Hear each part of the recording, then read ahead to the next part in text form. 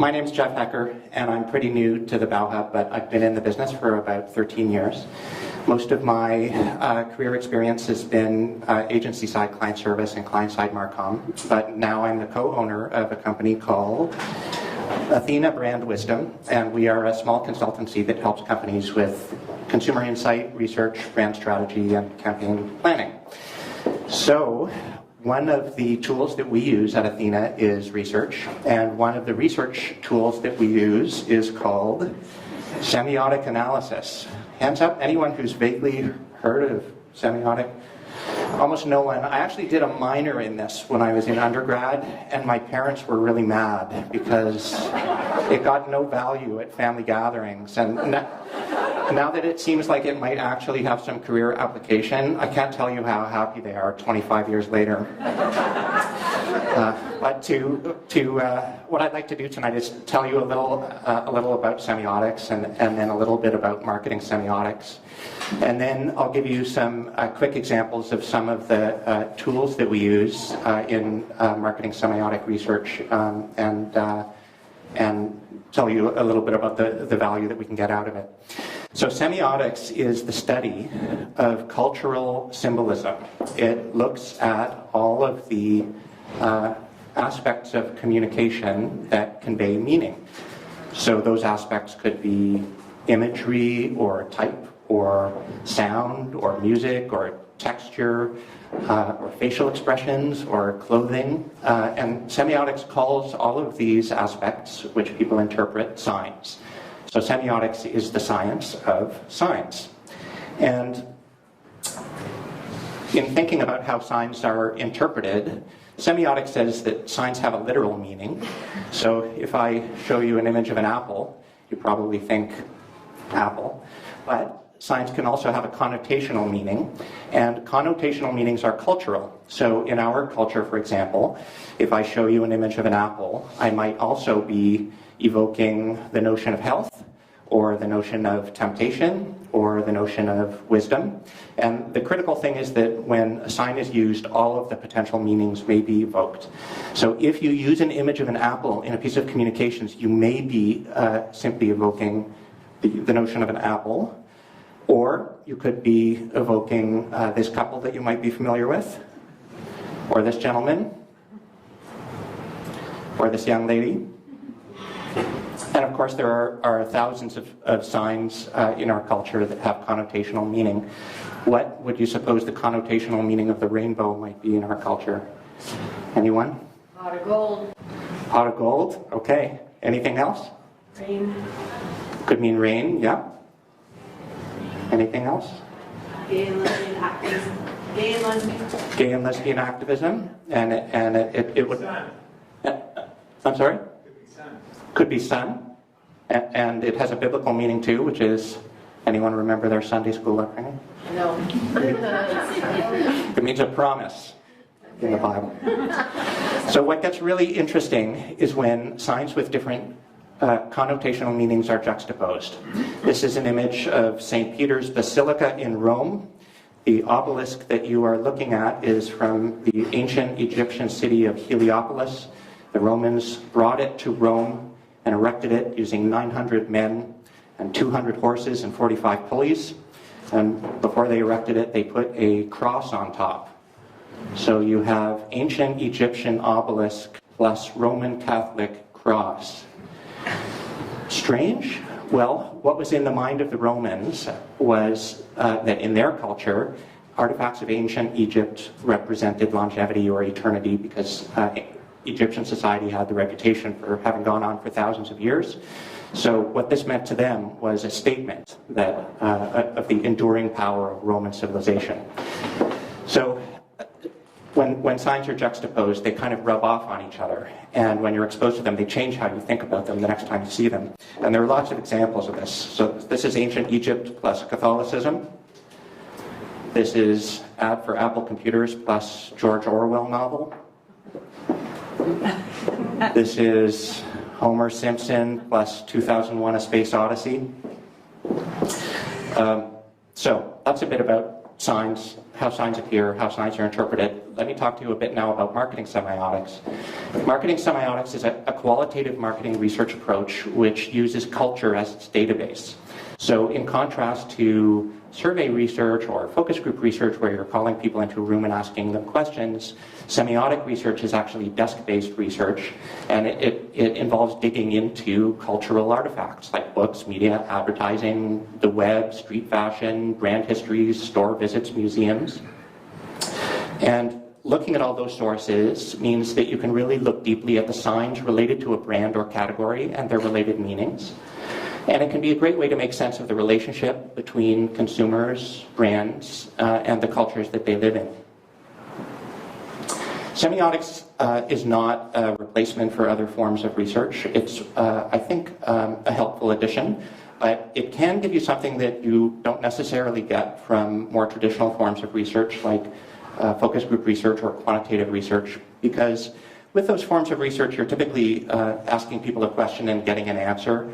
And for that reason, those research forms are based primarily on rational response, which is great, except that we know from neuropsychology, but I think also from our experience in this industry, that a lot of what drives consumers' behavior isn't rational. It's more the below the line emotional processing level. And the emotional aspect of consumer decisions is largely driven by nonverbal cues, images, tonality, music, etc. So semiotics can provide additional insight because it's focused on those elements of communication that we are less conscious of. Let me tell you now about a couple of the tools that semiotics analysis uses and what they might look like. One of them is codes. Cultures tend to organize signs into codes, and codes or themes are things like Canadianness or naturalness or wholesomeness or the American dream or beauty. And the neat thing about codes is that they evolve over time. So if we were to talk, for example, about the beauty code, we might say that in the past, the beauty code was about glamour, about makeup, about pretty clothes, but that there's been a shift or there's a transformation in progress in this code moving towards the notion of physical and psychological health, the notion of inner beauty, glowing skin, looking after yourself, the notion of self-esteem, which is how we end up with a campaign like this. So by looking at how codes are evolving, semiotic analysis can empower brands to be on the leading edge of cultural change, which can be an important competitive differentiator. We also do some fancy code maps. So this was a map illustrating some of the codes in the computing category, plotting where IBM and Apple were and have moved to. And it can be a helpful tool for establishing where the thematic white space is for a brand in the context of cultural change. There's a second helpful element to semiotic analysis, which is about risk management. Many brands are, of course, operating in a global environment, and if you are managing a global brand and you're thinking about making your logo red, it might be worthwhile to find out that in India, red is a color that suggests purity, while in South Africa, red is a color that is a color related to mourning. Just as it would have been worthwhile for the folks at Apple to consider when they moved away from their original logo, which featured Sir Isaac Newton sitting under a tree, to a logo that was an apple with a bite taken out of it with a rainbow all over it, to a pure black one, to this kind of translucent-y white one. What do all of these elements connote? If one of the key connotations of an apple with a bite taken out of it is the story of Adam and Eve, then potentially what does that say about the Apple brand? Are they the brand that's about temptation or giving into temptation, or are they the brand that's about knowledge? And certainly it would have been good if in 1977 the folks at Apple had thought about the significance of this price point that they put in their ad, 666.66. The background here is that Steve Wozniak is, of course, a bit of a math geek, And as a math geek, he really likes repeating numbers. So what this connotes for Steve is probably something like, cool, I love repeating numbers.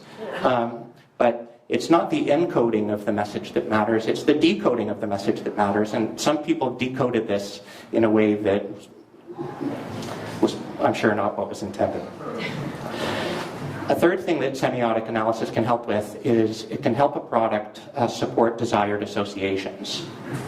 So, for example, semiotic analysis might look at this packaging for Axe body wash and say that through the packaging, which borrows the pistol grip shape of a gun, that this brand is aligning themselves or connoting the theme of masculine power. It's interesting to look at all the elements of a brand and say, do they all line up with what the brand thinks it is, or what the people who own the brand want it to be. And stuff like this can be really powerful in categories where you really want to say something, but you can't, either because you just can't talk about it that directly, or because the lawyers won't let you. So maybe if the lawyers don't let you, you can say, well, is there something that semiotics could suggest to us about how we might get that message across without getting the lawyers very anxious? So in summary, semiotics research can help brands to understand symbols around a category. It can support message alignment. It can identify emergent trends that can be leveraged in creative positioning. It can help mitigate risk, especially for brands that operate in multiple cultures. It can help you understand communications performance. If communications aren't working the way you would expect, semiotics could be a lens that you could use to help you understand why.